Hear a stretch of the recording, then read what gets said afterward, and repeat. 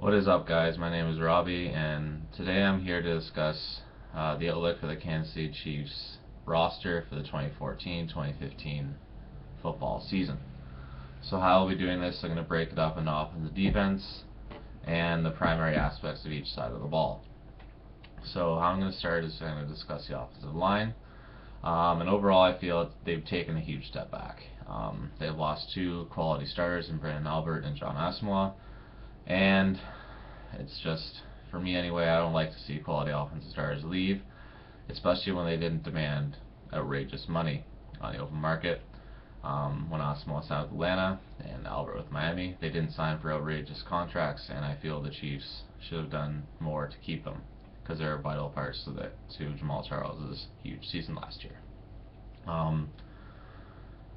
As a result, with Albert leaving, Fisher is moving to the left side, and a lot of pressure's on him just to deliver. If he doesn't deliver, then Chiefs fans have the right to just question John Dorsey and Reid, saying, you let Brandon Albert walk, you're paying Fisher all this money, and he's doing miserable, and he's on the verge of looking like a bust, but you gotta give him a chance. Maybe switching the left side will be better, and you can't really see players peak until their third year. That's when they usually hit their potential in most cases. And with those two positions needing to be replaced, looks like Donald Stevenson and Jeff Leichenbach will be the replacements. In my opinion, they're both very serviceable sixth linemen, but as starters, I just don't see them as starters. Donald Stevenson has been a very serviceable sixth lineman to the Chiefs for the past 2 years. Basically what a sixth lineman is if someone goes down, the other lineman will go replace him, and more will be done to make sure that they are comfortably merged in the game, for example. So if Donald Stevenson plays right tackle, for example, he'll probably get a tight end chip block a lot most of the time, so that way he's going to be more comfortable in the game, so that way the line stays stable and it doesn't completely crack with one person leaving the game. Next I want to talk about the receivers, and how I look at the receivers and how most fans look at the receivers is there's Dwayne Bowe and who else? Donnie Avery was very spotty last year, had a couple good plays, but you didn't really see that consistent. Like you can see number 2 catch 5 or 6 balls a game. It just wasn't there. Other than that, what I feel the coaching staff is doing is they're banking on Kyle Williams, AJ Jenkins, and Junior Hemingway. Just kind of have a three-way battle, and let's see who comes out on top. And maybe they can be the number 3 or number 2 guy, and Donnie Avery can now be the slot guy. So that's how I think they're going to do it, and hopefully one of them steps up, because if they don't, Dwayne Bowe's going to have another rough year, because there's going to be defensive backs going to be draped over him, because who's on their side of the ball? No one.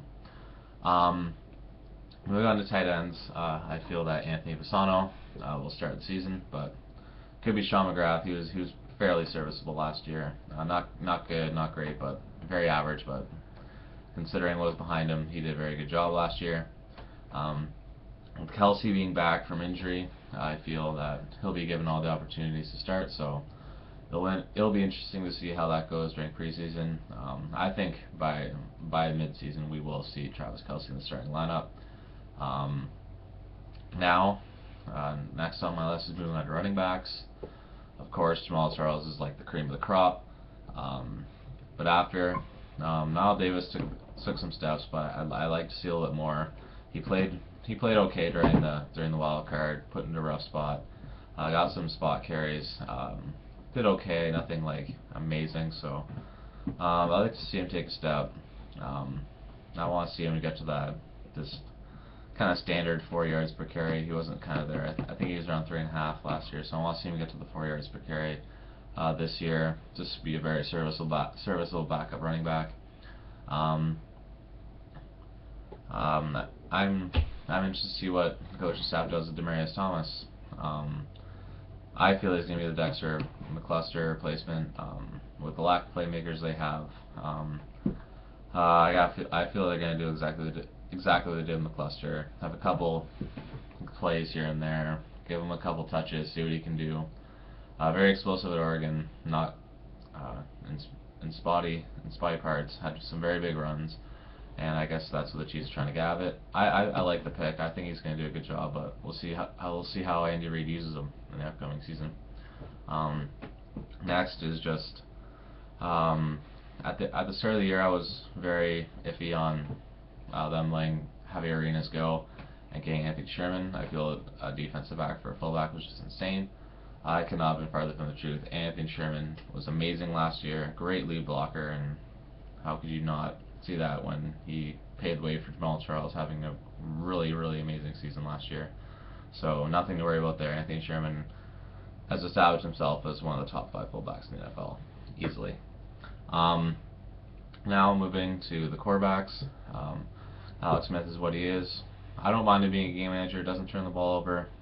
Showed against the Colts that even with Charles going down, Al Davis going down at one point, and them relying so much on the run, he can, and like he showed against the wild card 2 or 3 years ago against the Saints, when he needs to, he can chuck the ball around, but that's not what he's geared for, and he's very serviceable. I think he just needs one more playmaker, which he hasn't been provided, but he's a very serviceable quarterback, and I don't mind him being our number 1 quarterback. Chase Daniels slotted in my number 2. Did a good job when he started against San Diego. He basically played with all the number 2s as well against all the San Diego number 1s, and still did fairly well, like around 230 yards, 1 touchdown, 1 interception. Very serviceable backup. And what I think is with the Chiefs spending a 5th round pick on Aaron Murray, that I think this is the end for Tyler Bray. I don't think the coaching staff's ready to take the next step with them, or else why would they devote a 5th round pick to drafting Aaron Murray in the first place? So I feel it's Aaron Murray's job to lose in training camp for that 3rd quarterback spot. Now over to the defense. Our defensive line, I feel, is in good shape, very good shape. Vance Walker is going to come in and take over for Tyson Jackson, but I feel Vance Walker is very serviceable in Oakland.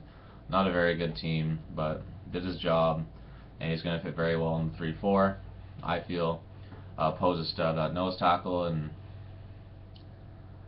yeah, that defensive line is going to be in very good shape. Not much changeover, and they're going to do very well. Mike DeVito is there again. Mike DeVito had a great season last year, so 2 of the 3 pieces are already there. Vance Walker's not going to be, I don't even think any of a downgrade from Tyson Jackson, so that defensive line is in very good shape. Moving on to the linebackers. I think some people may disagree with me, but I think the coaching staff's going to give Nico Johnson every chance to try and take that 2nd inside linebacker spot from Joe Mays. Joe Mays played all right when he had to, but again, it's just, I think they're going to try and give that chance to the draft pick, in my opinion, but it'll be interesting to see who's going to get that spot. The rest of the core is in very good shape. Tom Bahali, Derek Johnson, Justin Houston, and with the addition of Dee Ford, it just kind of adds assurance, let's say. He has an amazing season, blows up.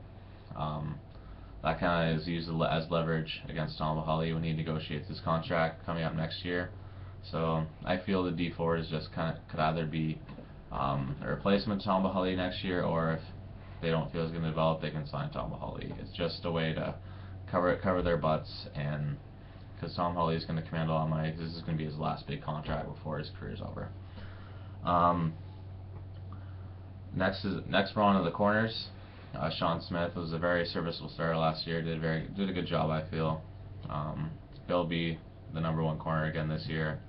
He did very well because Bob Sutton, the defensive coordinator, likes tall, lanky corners who can press and do man-to-man coverage pretty much all game. And unfortunately, that's not what Brandon Flowers was. Brandon Flowers is more of a zone corner.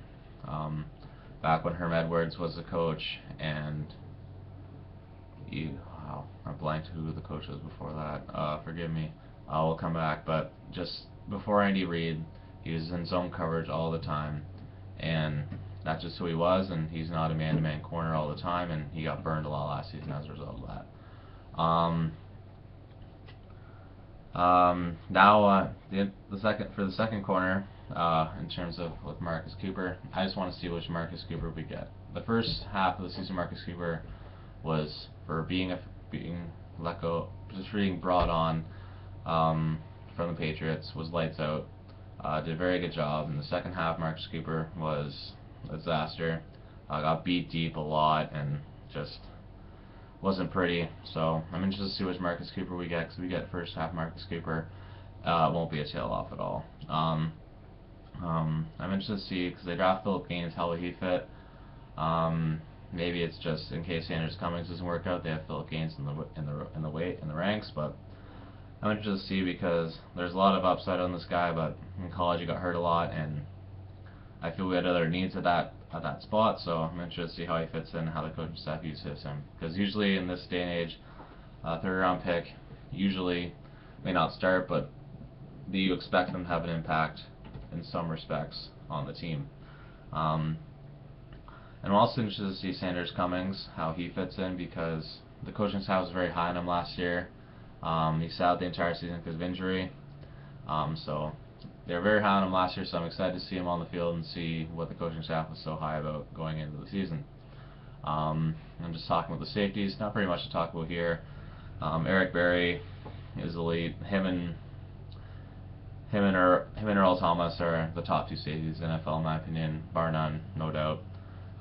Hussein Abdullah is very average, but not great. So overall, the secondary I'm a little bit antsy about, but if that pass rush is anything as good as I think it'll be, I think the secondary will be built out a lot, because if you can get to the quarterback with like a snap of a thumb, a snap of fingers, it's not going to matter. Alright, thanks for watching my video, guys. If you like it, subscribe, comment, like it, and hopefully I'll be making more. And if you have any questions, just ask in the comments down below and I'll happily answer them. Thanks.